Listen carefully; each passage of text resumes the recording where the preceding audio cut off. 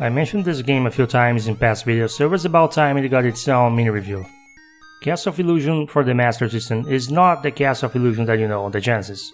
The games share level themes and premise, but while the Genesis game was more fancy with some spectacle and otherwise very straightforward and traditional level design, the Master System game puts more emphasis on exploring, grabbing and throwing things. Mickey's butt attack is super important because you don't get marbles to shoot at enemies, and bouncing around is required to make progress.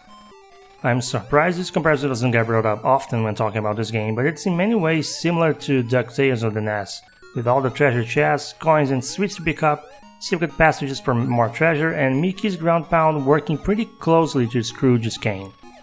I guess we'll never know if his big, fat, juicy and lethal mouse butt can withstand spikes and thorns since this game doesn't feature any. It apparently can't withstand tiny green leaves though. For a while I used to think this game was developed by Capcom.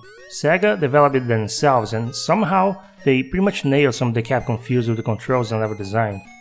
Maybe the developers did a thorough research of the Disney games Capcom was releasing on the NES. Or just their games in general, because you can't convince me this chocolate boss was inspired by Mega Man's Yellow Devil.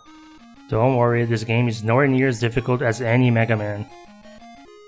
This game is often rated as one of the very best on the Sega Master System. Replaying it made me notice it's a little more rough than I remember. Still, gotta agree with the public opinion here, this game is still pretty fun, it's short and sweet. The music is not exactly the best example of good PSG sound, often with high notes that get really distorted and irritating, but it's not bad. It probably doesn't compare to the Genesis game in that regard.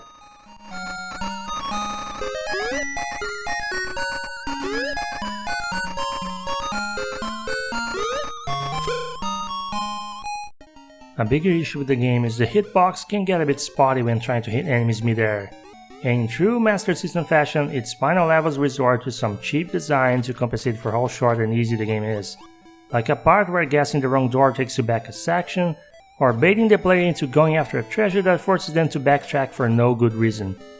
I can't be the only one who noticed this being a bit of a trend in Master System platforms, can I?